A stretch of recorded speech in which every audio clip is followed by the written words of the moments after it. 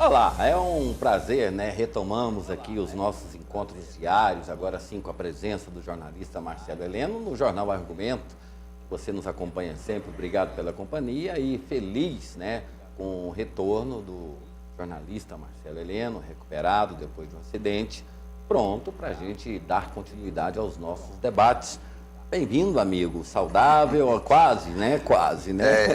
E no meu caso, assim, este é o sinal de que tudo vai bem, literalmente. Pela fratura no dedo, tudo praticamente recomposto. Mas a fisioterapia já resolveu, já está... Tá praticamente na reta final. Posso reclamar não, pelo tamanho da pancada, o que me disseram é que eu nasci de novo.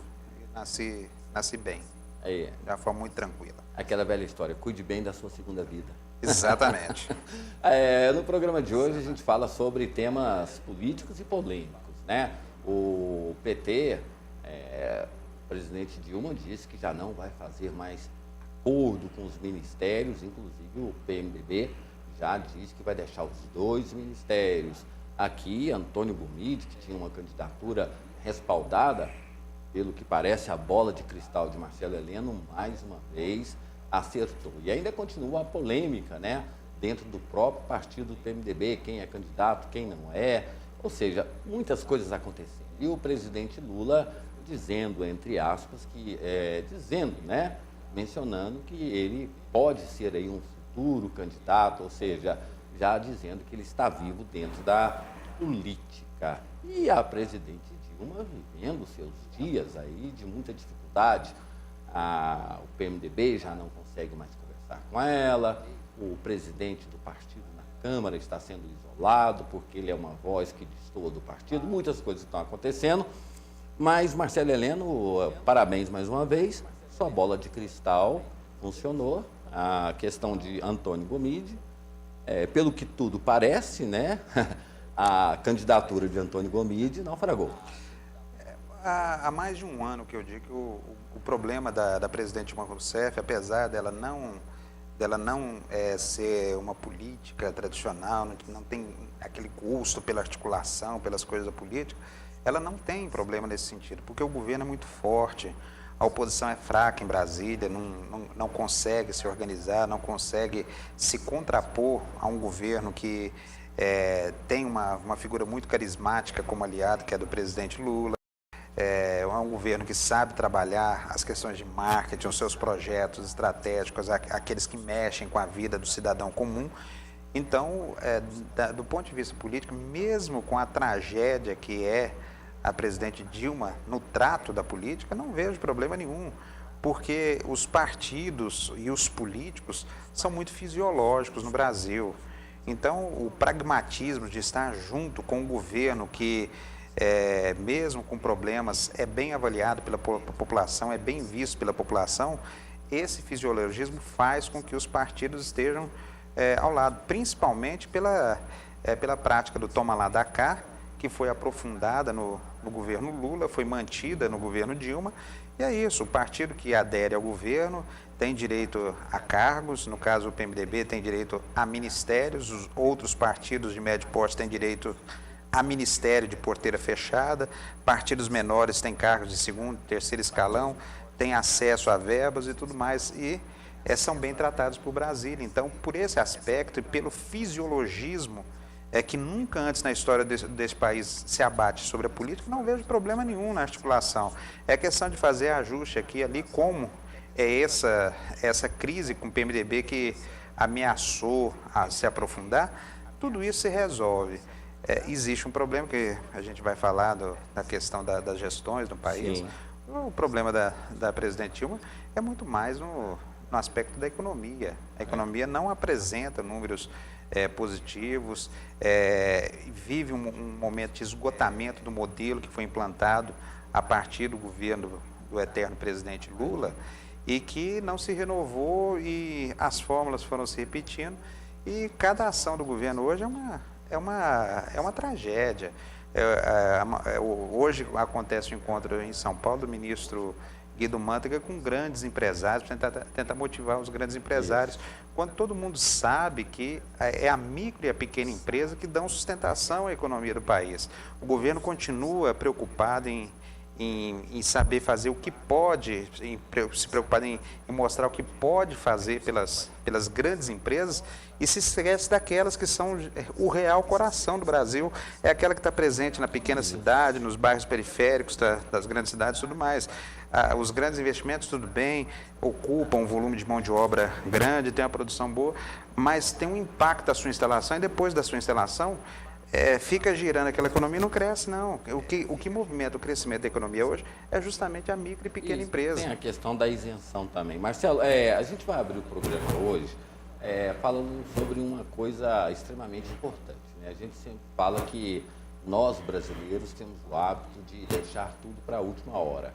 E a nossa reportagem, ela foi às ruas para saber se a sociedade ou o eleitor ele já, pelo menos, tem algum candidato definido ou conhece algum candidato, né? O resultado, claro que não nos surpreende, mas nesse momento onde todos discutem a questão política, a gente pensava que o resultado fosse diferente. Vamos ver aí a enquete que a nossa repórter Alessandra, ela fez aí, ouvindo algumas pessoas sobre se as eleições fossem hoje, já teriam candidatos escolhidos. Vamos ver.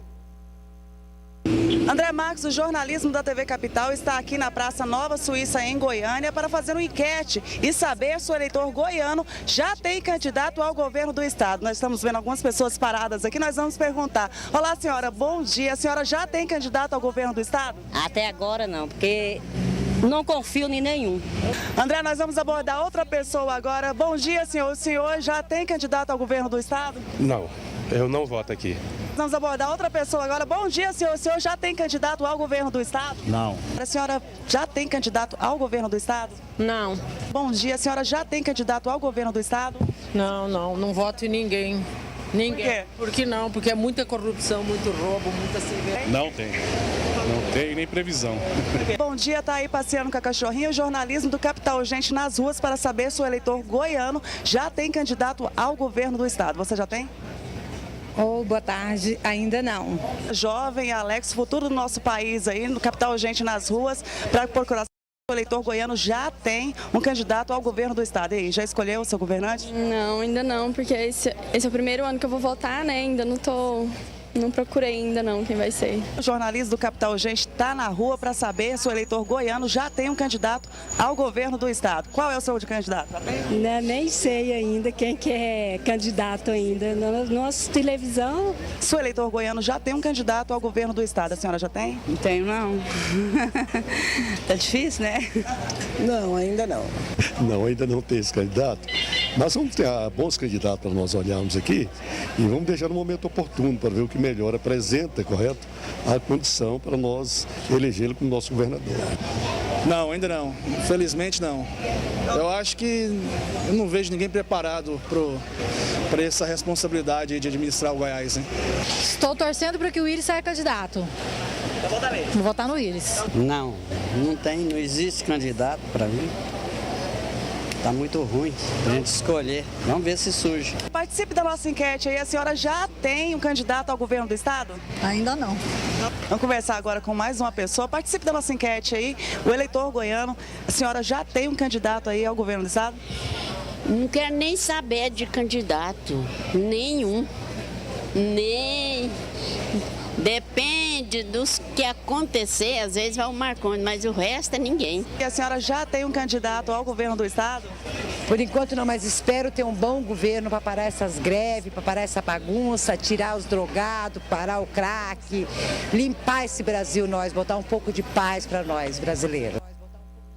Bom, Marcelo, 22 pessoas ouvidas, dessas 22, uma fala que se Íris for candidato, vota, outra diz que se Marconi fizer uma boa gestão nesse final de governo agora, votaria em Marconi. Porém, a maioria expressiva, ela não conhece e... A gente tem que... primeiro, é uma enquete, não tem... É uma enquete, não tem aquele rigor de uma pesquisa e não há intenção, não há pretensão... É uma abordagem simples. Não há pretensão nossa de fazer, mas há sim um flagrante, né? E isso aí a gente tem que fazer esse alerta, porque a gente tem consciência disso, né, André? Sim. Agora, isso não anula também o sentimento de desinteresse de alguns cidadãos, de revolta com o clima político de uma maneira geral, não contra político A, B ou C, mas com o clima da política, isso é presente. Nas próprias pesquisas de intenção de voto, onde normalmente o eleitor é abordado com um tempo maior, e ele pode raciocinar um pouco e fazer as suas opções, e talvez por isso ele possa fazer a opção. As próprias pesquisas que vêm sendo divulgadas apontam aqui em Goiás para um índice de 65% a 70% de eleitores que estão justamente nessa posição. Não tem o candidato, independente de conhecer ou não os possíveis nomes da disputa. Então, há o desinteresse em função, claro, da Copa, do Carnaval, as pessoas acham que a eleição está muito longe. Existe um outro fator que a própria cobertura política tem perdido espaço nos veículos de comunicação, e não é à toa, não. Os veículos perceberam já que é muito mais importante muito mais eficaz você tratar da vida do cidadão do que da vida política. Mesmo tendo a consciência de que a política influencia na qualidade de vida do cidadão, o mais interessante é isso. Então, hoje, se você pega Goiânia hoje, o assunto em Goiânia não é a sucessão estadual, não é a briga do PMDB com o PT, não é nada. É o lixo que está na rua. Essa é a questão prática, certo? É o fato que incomoda, que mexe com a vida do cidadão. Certo? É muito mais interessante hoje para os veículos abordarem o transporte, que tem uma crise aí que vem se aprofundando a cada dia, do que você discutir se o Gomide vai ou não vai continuar na disputa eleitoral. Isso é uma reação dos veículos ao próprio interesse da população, que é esse. Está gravado no inconsciente da população aquilo de que político é tudo igual, certo? E eu sempre falo isso, a chegada, por onde o PT chegou no poder, o PT que sempre foi essa esperança de ser a coisa diferente, quando chega ao poder tem práticas muito semelhantes a outros partidos, e isso ajuda a reforçar no inconsciente essa imagem que todo político é igual. Não estou dizendo que seja, tem suas diferenças, mas no inconsciente da população o resultado final é esse. Todos os políticos são iguais. Então, tanto faz votar em o Guim, Luizinho ou Zezinho, vai dar a mesma coisa no final. Isso é o que está na cabeça do povo. Mas aí a gente tem uma obrigação de cidadão, de jornalista, né? Porque estamos há pouco mais de 7 meses das eleições. Sim. E se não se despertar o debate, deixa tudo por horário eleitoral. E o horário eleitoral, todo mundo sabe que os projetos apresentados, os candidatos nem conhecem. Eles contratam empresas e ali eles vendem ilusões. Isso não vai acontecer. Diariamente eu lido com os ouvintes lá na Rádio Aliança, que alguns são apaixonados, têm suas opções, que são ou por partidos ou por candidatos, e que são claras para quem conhece o discurso, você sabe aonde é que vai chegar. E basicamente hoje, apesar de todo o esforço de se construir uma alternativa em Goiás, o eleitor ainda se divide entre aqueles que gostam do Íris e aqueles que gostam do Marconi. E, logicamente, aqueles que vão seguir ou Íris ou Marconi. Ou seja, os dois os candidatos, ou seja, os dois funcionando como cabos eleitorais. São esses dois grandes grupos políticos em Goiás, não adianta, dificilmente vai sair disso. E talvez seja essa a razão do Júnior Friboi ter filiado ao PMDB depois de tentar construir uma candidatura alternativa. Porque aí já tem aquela frase do ex-prefeito de Formosa, Tião Caroço, né? Uma frase que é um dito popular, mas que ele gosta muito de usar. Caititu fora do bando é comida de onça. Exatamente. Então, aqui em Goiás, infelizmente, infeliz ou infelizmente, está aprofundado isso. ou se é irista ou se é marconista. No meio político é assim que funciona a coisa. E coloque-se a isso, é a questão do petista. Mas assim, Marcelo... o PT se acostumou no quadro regional a estar aliado ao PMDB. Ele está aqui no lado do PMDB. Então não adianta querer fugir. Assim como eu acho que é uma bobagem, Ronaldo Caiado espernear do jeito que esperneou, tentando buscar uma via alternativa, porque o partido dele, o DEM, está umbilicalmente ligado em Goiás a Marconi Perillo. Dificilmente vai sair. Sobrevivendo exclusivamente em função de Hélio de Souza e Ronaldo Caiado, que são hoje os únicos, né, os heróis da resistência. Exatamente. Que a grande maioria já abandonou. E ocupando espaços distintos, né? Exato. Agora, uma coisa que chama atenção é aquilo que você falou. O cidadão está muito preocupado com aquilo que acontece no seu dia a dia. Hoje, o grande tema, o grande debate é o lixo acumulado nas ruas. Mas se o cidadão for perceber a profundidade ou até mesmo o porquê dessas coisas, tem um viés político. Porque todo mundo já sabe que há aí uma campanha, porque a Comurg, ela sempre elegeu deputados, todo mundo sabe disso. A Comurg, ela tem um potencial grande, é uma empresa, é uma autarquia, ela tem essa capacidade. Então, ou seja, politicamente há uma disputa de uma ala que quer que a empresa seja privatizada e outra que quer que a empresa continue ainda sendo mantida pela Prefeitura de Goiânia. Então, ou seja, aquele assunto que atinge o cidadão comum, ele é provocado por uma questão política também, né? Lembrando que, só reforçando aí o transporte coletivo. Só reforçando que no caso específico da Comurg, coincidência ou não, logo depois que passaram por lá, Jovair Arantes, Neide Aparecida e Wagner Siqueira, por exemplo, se elegeram deputados. Exato. Certo? Isso é... E alguns que não tiveram nem votos para vereador foram eleitos deputados federais. Exato. Aí o seguinte, vai mais essa discussão vai mais além. Tem um problema que tem gente que fala que é político, que é problema interno lá, que tem muita coisa que poderia ter sido contornada e não foi. Só que tem um outro viés político aí, André, que já vai naquilo que eu falei do fracasso, dos sintomas de fracasso de gestão. No caso da atual gestão da Prefeitura, o que é? É o conceito de sustentabilidade, que foi o mote da campanha. Como é que você imagina uma cidade sustentável, uma cidade que não se organiza para recolher o lixo produzido pelos cidadãos e pelas empresas? Como é que você vai falar em sustentabilidade numa gestão que apresenta déficit em cima de déficit mês a mês? Como é que você fala em sustentabilidade quando se vai mexer num plano diretor, quando você vai apresentar projetos que privilegiam a especulação imobiliária? Certo? Mas a prefeitura tem que fazer determinada coisa, tá, tudo bem. Mas o que os gestores do município não estão percebendo, ao que parece, é que essas ações estão minando, estão matando aquilo que era para ser o espírito dessa gestão, que é o conceito de sustentabilidade. Inclusive... Tirando as ciclovias, você não vê manifestação dessa sustentabilidade nas ações da Prefeitura. E, inclusive, ontem, né, foi mostrado em alguns veículos de comunicação, aquela velha história, né? A notícia ela pode ser interpretada de várias formas. Uma pesquisa em São Paulo mostrou que aquelas pessoas que têm um poder aquisitivo acima de R$10 mil estão utilizando o transporte coletivo. Aquelas pessoas que têm um poder aquisitivo menor estão comprando carro. O governo, ele interpreta isso como uma ascensão econômica, mas o que acontece? Já a realidade de que no centro se investe mais. Então, ou seja, aquelas pessoas que moram no centro, ela tem uma facilidade muito maior do que as pessoas que moram na periferia.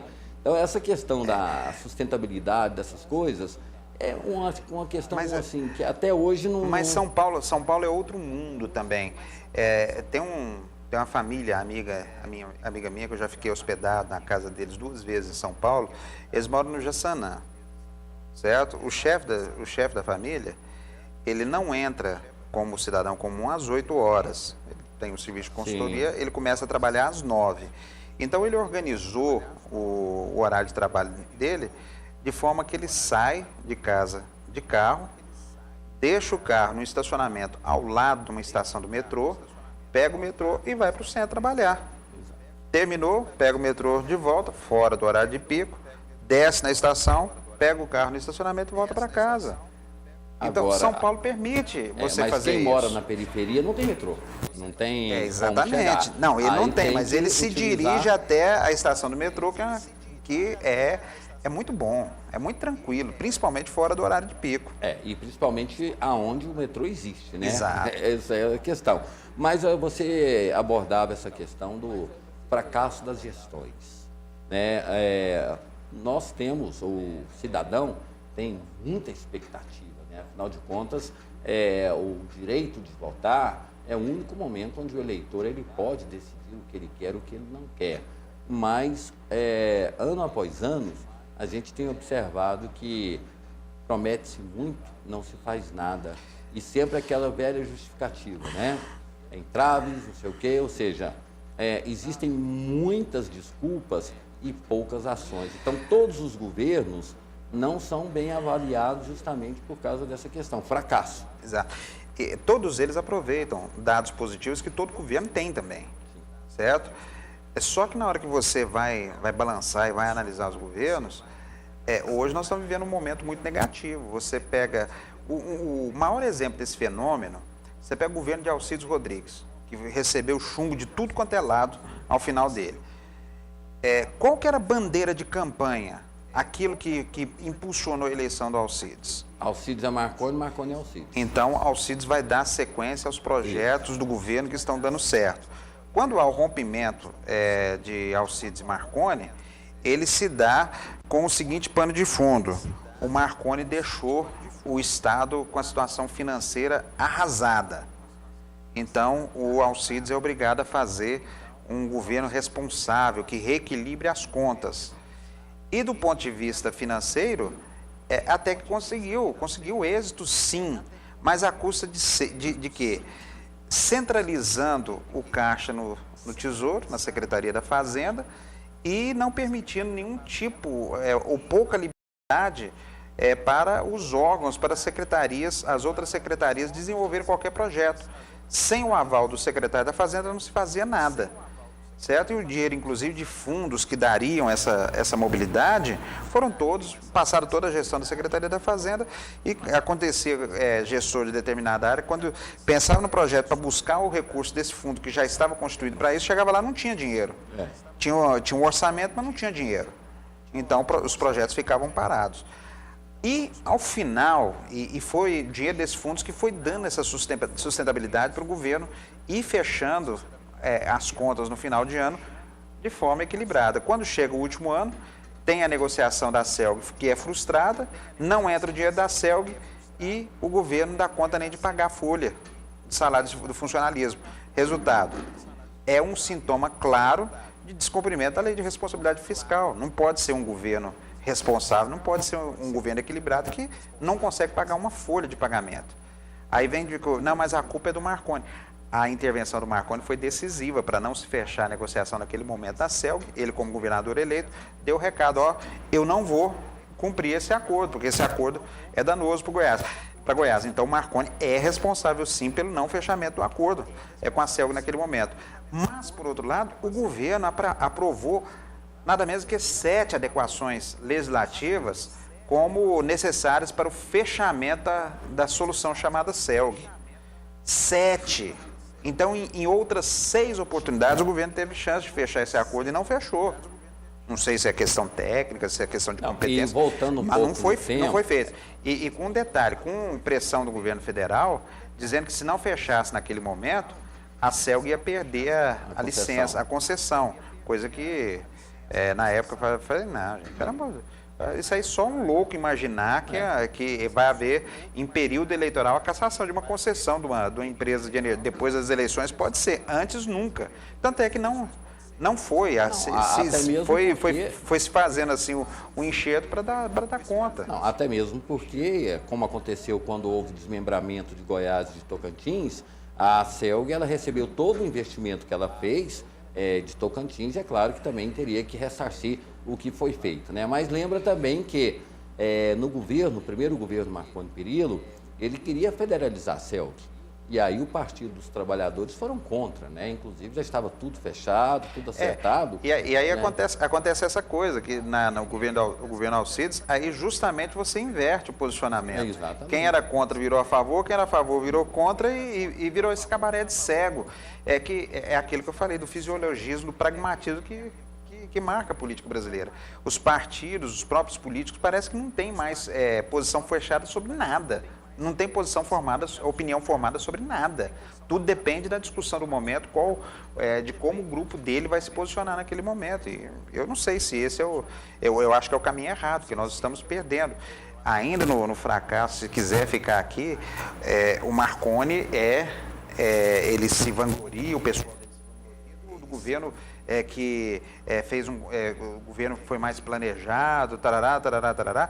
É preciso dizer... Isso é verdade. O Marconi conseguiu reunir um grupo técnico mais bem qualificado em torno dele do que qualquer outro governador aqui, certo? Só que o principal que forçou essa opção foi a lei de responsabilidade fiscal, que antes da posse dos governadores dessa safra de 99, justamente a safra de Marconi Perillo, não existia limite para endividamento do Estado. Você tinha os bancos estaduais que emitiam títulos a rodo e o Estado avançava naquele dinheiro e resolvia o problema de caixa. Enquanto aqueles títulos estavam vencendo, se imaginava uma outra solução para cobrir aquilo ali e começar tudo de novo. E o que aconteceu ao longo dos anos? O Banco de Desenvolvimento de Goiás rodou por operações sem lastro. A Cachego rodou, tinha problemas, mas rodou para salvar o BEG, e o BEG rodou durante aquele processo de eleição de 98, justamente a eleição de 98, quando a usina de Cachoeira Dourada foi vendida, e ao invés de se comprar cesta de alimentos e só fazer cesta de alimentos, Avenida Anhanguera e Ginásio Esportes, o Estado poderia ter reservado um pouquinho de dinheiro para capitalizar Metago, que não poderia ser fechado, não precisava ser fechada, poderia ter sido utilizado para capitalizar a CELG, que estaria em situação melhor hoje, poderia capitalizar a Saniago, que nunca, que vem enfrentando problemas menores, mas vem problemas financeiros ano a ano, poderia capitalizar a Metrobus, por exemplo, que foi fechada, e por aí vai. E não se fez absolutamente nada, porque a opção foi gastar com a Avenida Anhanguera, com o ginásio de esporte e com a cesta básica. Eu me lembro que na época eu conversei com uma pessoa de dentro da Secretaria da Fazenda, eu perguntei, o que vocês vão fazer com o dinheiro da venda de Cachoeira Dourada? Fala, qual?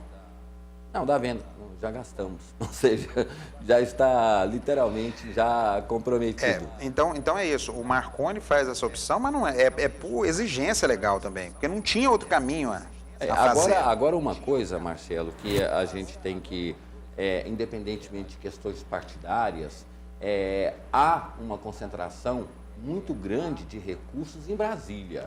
Sim. E bons projetos, eles têm prioridades. E o governador, ele montou uma boa equipe que conseguiu viabilizar esses projetos, né, e trazer esse dinheiro, coisa que... Agora, isso gera outro problema. Agora, quando eu falo do fracasso, ele nasce na campanha. Quando o governador vai na última campanha e diz que ia fazer o melhor governo da vida dele, metade ou grande parte de Goiás sabia que as finanças não eram nenhum tipo de Brastemp. E aí, que haviam limitações enormes. Mas até um ato de irresponsabilidade, porque... quem assume não sabe a situação do cofre, porque que é muito bem trancado. Tem noção, você tem noção, você não tem a realidade total. Mas a situação do Estado hoje, e o secretário da Fazenda, Zé Taveira, assim que assumiu, esteve aqui com a gente, explicando, para quem conhece um pouco de contas públicas, sabe, o governo está fazendo investimentos a custo de empréstimos que foram levantados, é certo? É por isso que não falta dinheiro, por exemplo, para a reconstrução de estradas, para o projeto rodoviário do Estado e tudo mais, mas o dinheiro para o custeio da máquina, esse aí é um aperto. E aí tem coisa que é opção que o governo faz, mas do ponto de vista desse aperto que o Caixa tem, eu não entendo como é que o governo assume essa conta do passe livre estudantil. Certo? Se você já não tem para promover os investimentos na saúde, na educação, pagar salário de funcionalismo dos professores, dos policiais, como é que você aumenta sozinho, assume a conta que era para ser dividida com os municípios, sendo que você não tem caixa para cobrir as outras despesas? E agora... Isso não combina com o conceito de responsabilidade que foi apregoado. E sem manter esses investimentos mínimos no que é básico do Estado, que é saúde, educação e segurança, pode ter certeza que o Marconi vai estar muito longe de fazer o melhor governo da sua vida. Esse é um ponto que ele vai ter que explicar durante a campanha. Parece que é óbvio. E o tempo é muito pequeno. Tudo que for feito até agora vai ter aquele caráter eleitoreiro. Inclusive, já admite-se que algumas obras não ficarão prontas no prazo determinado. Já estão sendo transferidas para o próximo ano, né? Então, ou seja, muita coisa foi prometida num período muito pequeno, né? E com esse negócio de prazo também, o gestor público sabe que é essa confusão toda na gestão, né? O Estado tem isso, a propaganda que a União colocou na semana passada é absurda. Em breve vamos inaugurar a Ferrovia Norte-Sul, gente. 2010, o presidente Avalé, que era o Jiquinho das Neves, chamou Deus e o mundo para conhecer o trecho goiano da ferrovia, que em breve estariam escoando grãos. Poxa, se passaram 4 anos e está se falando em inauguração do trecho goiano da Norte-Sul até hoje. A presidente Dilma já esteve aqui e andou, né? Nós vamos fazer um breve intervalo comercial e, na volta, a gente vai discutir essa questão, né, do PMDB, deputado Sandro Mabel, o isolamento de alguns membros do PMDB e, principalmente, o futuro, né? Afinal de contas, o tempo está passando, já há um prazo determinado para que haja a escolha dos candidatos que vão representar. Terceira via, sai, não sei como é que vai ficar essa situação. E, principalmente, né, a questão da Copa do Mundo. E, a exemplo aqui do governo do Estado, foi dito que muitas das obras que foram anunciadas, grande parte delas só serão concluídas após a Copa do Mundo. Um instante só, a gente está de volta.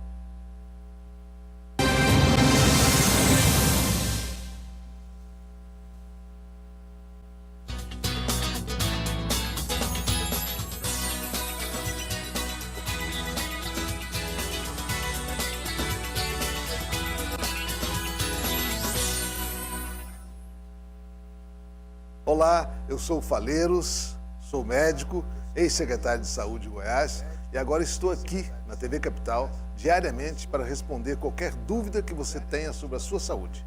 Mande sua pergunta para doutorfaleirosresponde@gmail.com.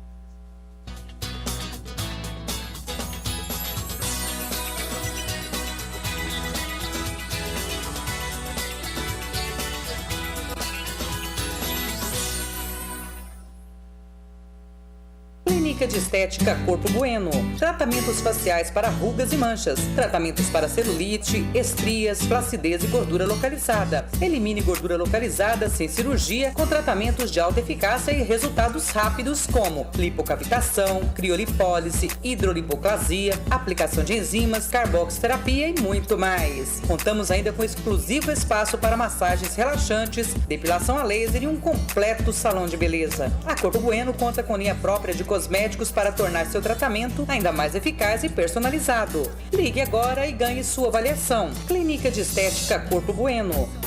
Para seus melhores momentos, a Telefesta tem o melhor em locação de materiais e móveis, mesas, cadeiras, sofás e uma completa linha de materiais para festas. Telefesta, locação de materiais para festas, Avenida C-182, número 650, Jardim América. Telefone 3259-2293. Telefesta, tudo para a sua festa. Na hora de arrumar o seu carro, não entregue na mão de qualquer um. Conheça a Sol Mecânica, assistência técnica mecânica em geral para carros nacionais e importados, mecânica em geral em gasolina, álcool e diesel. Sol Mecânica, especializada Mitsubishi. Sol Mecânica, Avenida Epitácio Pessoa, final da Avenida T63, telefone 3287-6488. Sol Mecânica. Real Cores, loja Conceito Anjo. Compre e concorra a uma moto Honda 125 0 km. Real Cores, produtos Anjos, com o melhor preço da região. A tinta que seu apartamento merece está na Real Cores. Tintas automotivas e imobiliária em geral. Fazemos a cor dos seus sonhos. E ainda, tem um suco geladinho e cafezinho o dia todo. Real Cores, na Avenida T9, número 3149, no Jardim América, em Goiânia. Telefone 3088-2828. Entregamos a domicílio com o atendimento que você merece. Quem é referência, estuda aqui. Sua carreira em um só lugar. Seu tempo é precioso, é preciso administrar. Ter direito à excelência. E a excelência aqui está. FGV é Exup. Exup é FGV. FGV é Exup. Exup é FGV. De volta com o Jornal Argumento aqui pela TV Capital, canal 32, também pela NET, canal 21, né, discutindo os principais assuntos, né, e aqui a gente tem um foco mais político, afinal de contas, a nossa vida, ela é gerida por políticas. E por falar nisso, Marcelo, antes do intervalo, a gente falava sobre essa questão da crise do PMDB. Uma fonte me disse que Júnior do Friboi já tinha, segundo informações, estabelecido um mensalinho para alguns parlamentares do PMDB. E aí veio uma outra informação também ainda não confirmada, de que ele já tem 80 prefeitos do PMDB, já comprometido com eles, todos aguardando e esperando um incentivo de campanha. Como é que fica uma situação dessa? Olha, uma coisa... Claro que nada disso, assim, são especulações, são informações. Como a gente ouve muita coisa, Sim. especialmente nessa época de eleição, a gente tem que ir na boa só, né? Por exemplo, tem um fato que eu acho engraçado, mas engraçado. Tem muita gente que fala que o Marconi está tão desgastado, mas tão desgastado, que ele não sabe se vai ser candidato. O interessante é que quem fala isso é só adversário do Marconi. Você não vê ninguém dentro da base cogitar isso, porque essa base, do jeito que ela discute política, do jeito que ela faz política, do jeito que o Marconi atua nesse grupo, não abre espaço para uma segunda opção. Não existe plano B para a base aliada. O candidato é o Marconi. Se não for o Marconi, o candidato, seja qualquer um, essa base admitiu já a derrota, já entregou os pontos, jogou a toalha. A única chance de vitória, o único nome trabalhado, o único nome que agrupa a liderança dessa base é o de Marconi. Então é bobagem querer especular se o Marconi vai ou não vai ser candidato.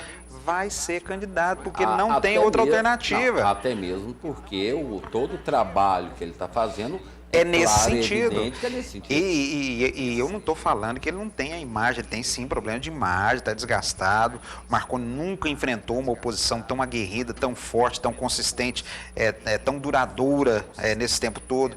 É uma oposição que comete erros estratégicos, continua cometendo erros estratégicos, mas tem uma linha de atuação nos últimos anos que tem colocado o governo e o governador em dificuldades. Isso é uma coisa. Agora, dizer que ele cogita a possibilidade de não ser candidato, isso é uma bobagem. Agora, uma outra coisa que depõe muito sobre a questão da campanha de Marconi Perillo é a insatisfação do servidor público, né? São 180 mil em todo o estado que insatisfeitos com essa política de reajuste, Não, não é só isso, não. Greves, Existem problemas na própria gestão. Sim. Esse negócio do Detran com as carteiras de habilitação, isso não existe. O VaptVupt, que tem problemas com queda do sistema de informática, volta e meia, e aí o que era VaptVupt fica VaptVupt. E isso aí não pode acontecer. Esse tipo de oscilação não pode acontecer. Tem que ter um padrão. Tem que ter um padrão de qualidade, esse padrão tem que ser mantido. Eu te faço uma pergunta. Mas voltando à questão do PMDB. O que é a reclamação dentro do PMDB 2006 e 2010? 2006, quando o candidato foi Maguito, Íris era o prefeito de Goiânia. 2010, quando o Íris foi o candidato, foi que Íris, em 2006, entrou de cabeça mesmo para ajudar Dona Íris na eleição a deputado federal, Tiago Peixoto e Samuel Belchor para ser deputado estadual. 2010, Dona Íris para deputado federal, o Samuel e o Bruno Peixoto para deputado estadual. E mais ninguém. O resto ignorou solenemente. Não, é claro que quis o apoio e tudo mais, mas não colocou, não ajudou a viabilizar financeiramente as campanhas. Eu não sei o que está sendo negociado, não sei, mas o Júnior, até com a perspectiva de financiamento, já que é um empresário muito bem sucedido, é um homem rico, um homem de posse, ele gera essa perspectiva de bem relacionado, bem empresarial, como Henrique Meirelles lá atrás gerou esse tipo de expectativa. Então, os candidatos a deputado dentro do PMDB têm muito mais perspectiva de ajuda financeira para viabilizar suas candidaturas com o Júnior do que com o Íris.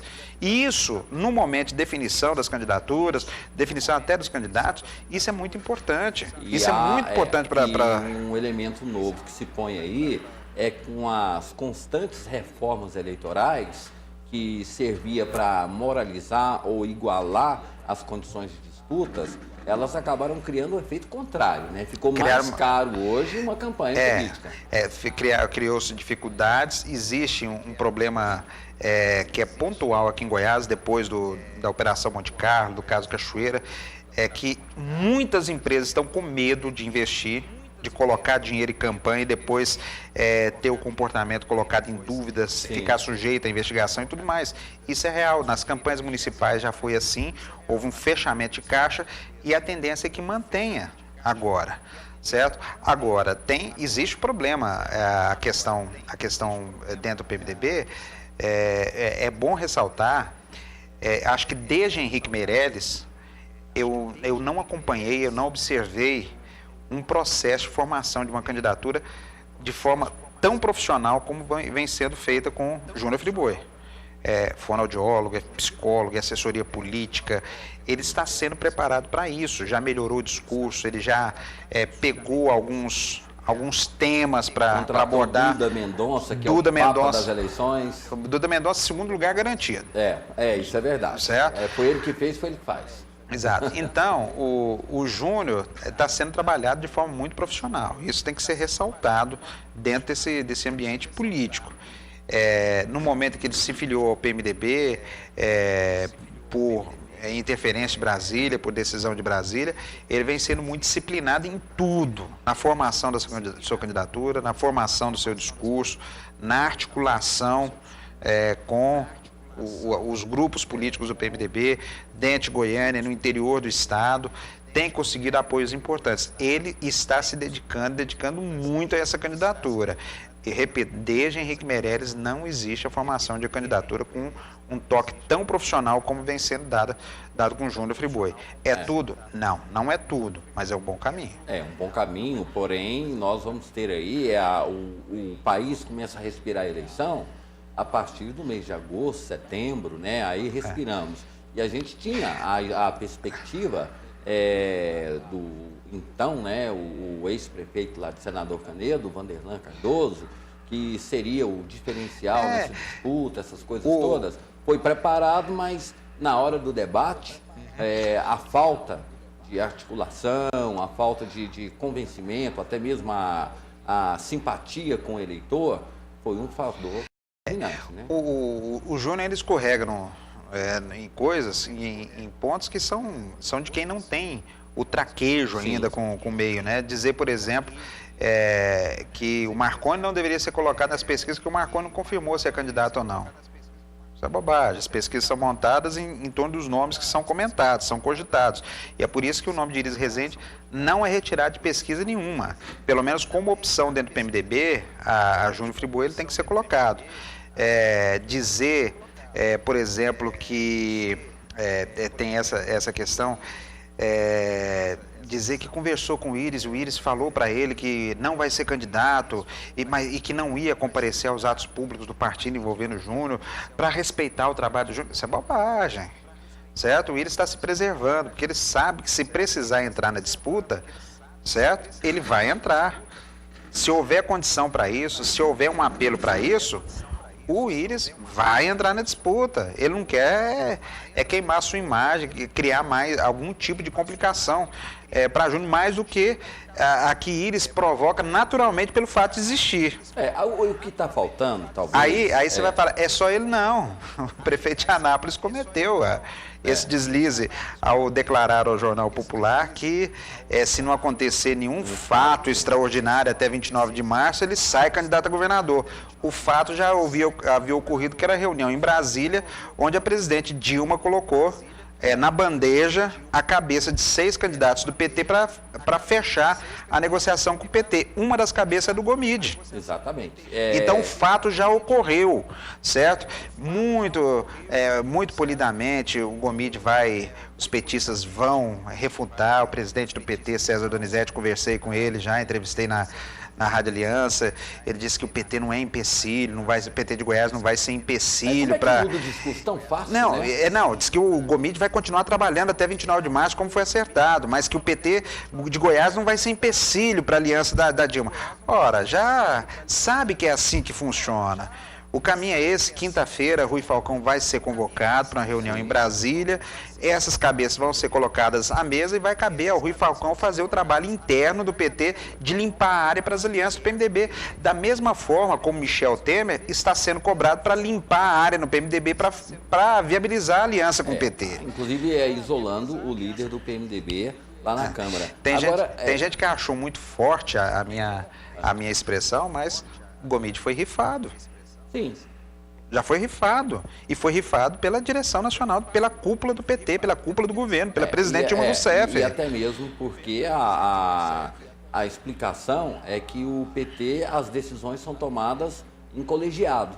Não tem decisões unilaterais ou decisão de um e de outros, né? A Gomide foi colocado, como vários outros foram colocados, mas teriam que passar pelo crivo. O interessante é que os estados envolvidos foram isso. Foi o Maranhão, para agradar o Sarney, Alagoas, para agradar o Renan Calheiros, Rondônia, para agradar o Valdir Raup, a Paraíba, para agradar o senador Vital do Rego, aí entraram Goiás e Tocantins na conta também. Ali, certo? Agora, claro que... E o problema na aliança, na articulação nacional do PT não está aí. Os grandes estados onde há divergência continuam do mesmo jeito. São Paulo não entra no acordo, Rio não entra no acordo, Minas não entra no acordo, Rio Grande do Sul não entra no acordo, Bahia não entra no acordo. E agora... Goiás não é prioridade para o PT. A gente está quase chegando ao final do programa, mas Eduardo Campos, ele... pelo menos agora ele fez uma declaração que provocou uma polêmica, né? Todo mundo entrou. Diz que Dilma não dá conta de administrar o Brasil por mais 4 anos. Ele afirmou que se ela continuar no governo, se ela for reeleita, serão 4 anos de fracasso ou falência total. É o primeiro discurso que confronta a presidente Dilma, né? Até então estava muito ligado ao presidente Lula. Parece que o pessoal percebeu que Lula não é o alvo e a presidente Dilma é o alvo, porque uma declaração dessa é pesada, né? E principalmente o eterno presidente Lula continua sendo a figura mais carismática, a maior liderança política do país. Não adianta querer confrontar, querer bater no Lula hoje, é bobagem. É bobagem é bate e volta.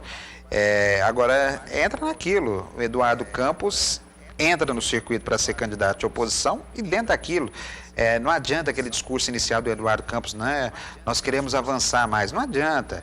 Quem tiver com a Dilma a situação. Quem não for Dilma é candidatura de oposição. Isso não existe. No mundo inteiro é assim. No Brasil não vai ser diferente.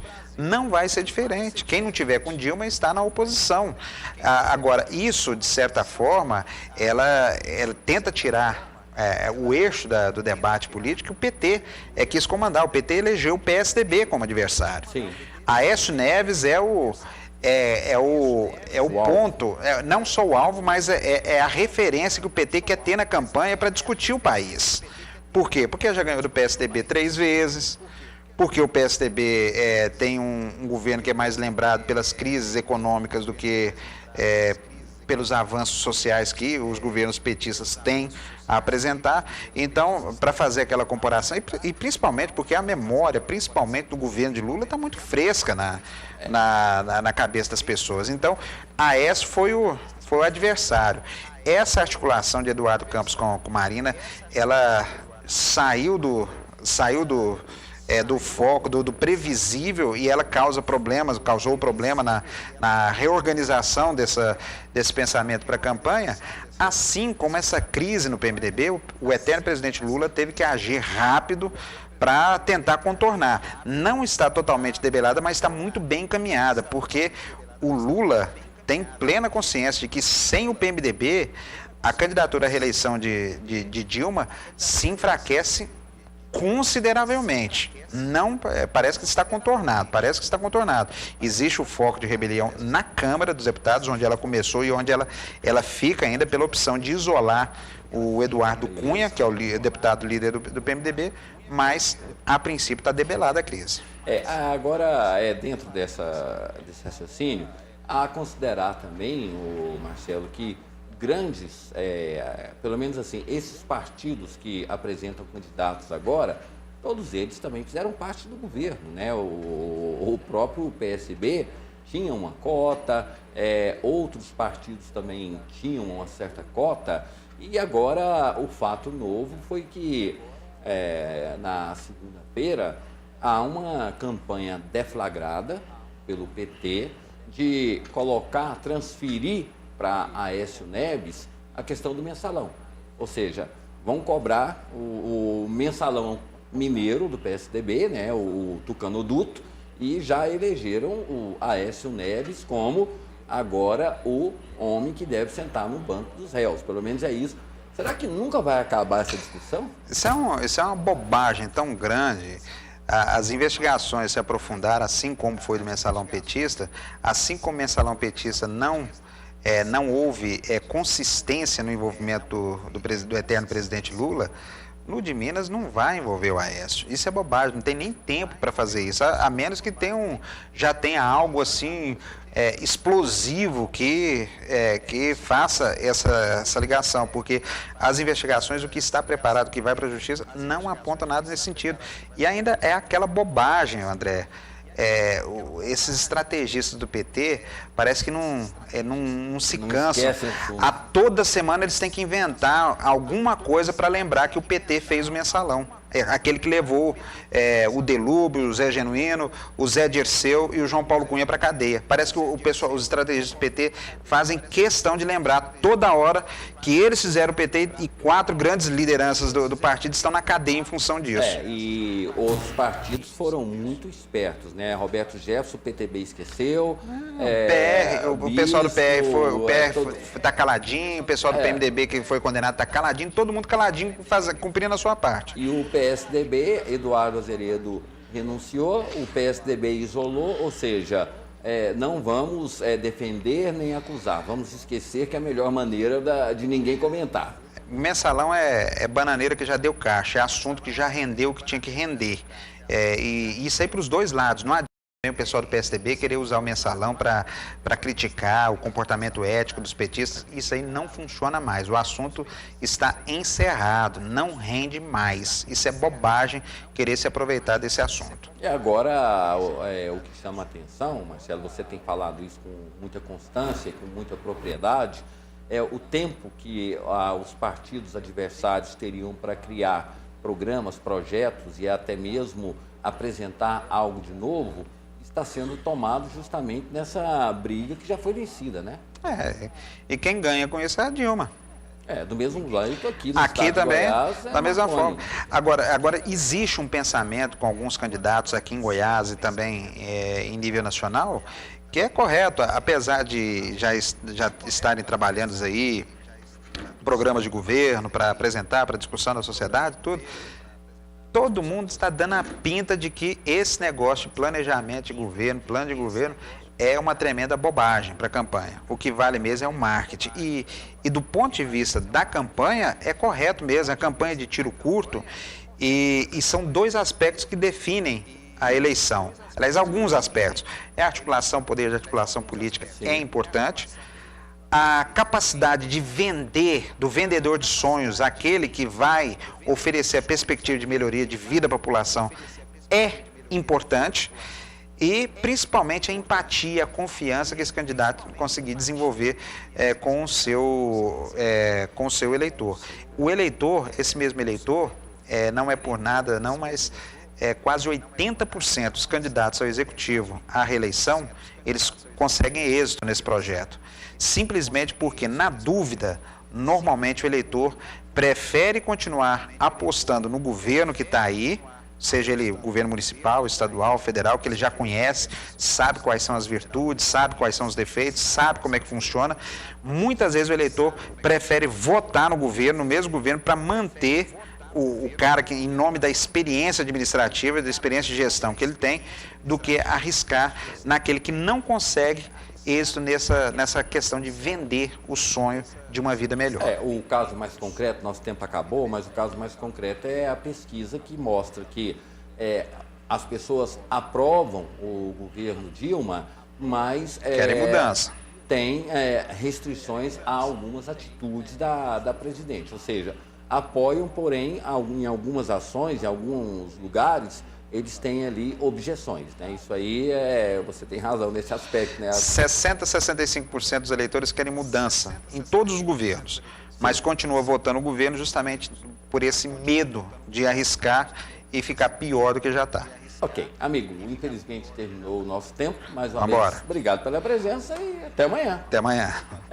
A todos vocês que nos acompanharam, nosso muito obrigado, fiquem todos com Deus e amanhã encontro marcado novamente aqui na TV Capital, debatendo os assuntos, né, que movimentam a política, a sociedade, os assuntos que todos nós estamos interessados em soluções. A todos vocês muito obrigado, fiquem todos com Deus e até amanhã.